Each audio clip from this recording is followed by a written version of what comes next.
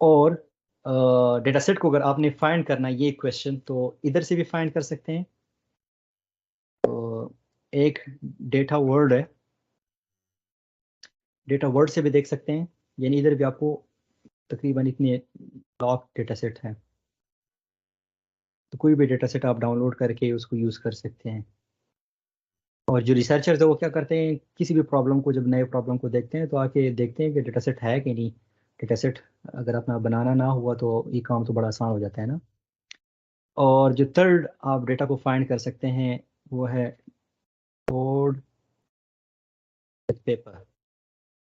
ये एक वेबसाइट है, इसमें आपको रिसर्च पेपर मिलेगा। यानी अब लेट्स ये एल्गोरिथम इसने बनाया है ना, the forward forward algorithms some preliminary investigation, ये पेपर भी होगा, ये रिसर्च पेपर जो उसने पब्लिश किया है, जो आप लोग क्लास के एंड में करना चाह रहे हैं। और साथ में वो अपना कोड भी दे रहे हैं।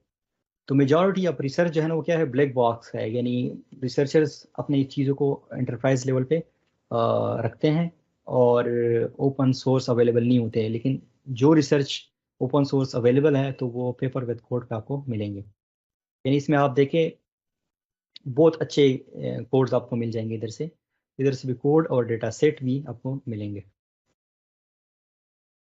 और फिर इसके कुछ अल्टरनेटिव्स हमने बात की कि डेटा सेट किस तरह से फाइंड करते हैं। तो एक डेटा डॉट वर्ल्ड है, पेपर विद कोड है, यहाँ से भी आप डेटा सेट्स देख सकते हैं।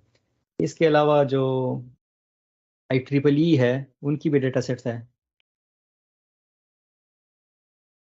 Data port. तो ये रिसर्चर जब डेटा सेट यूज़ कर लेते हैं तो वो फिर इधर रख लेते हैं, अगर आप इस पे काम करना चाहें आगे।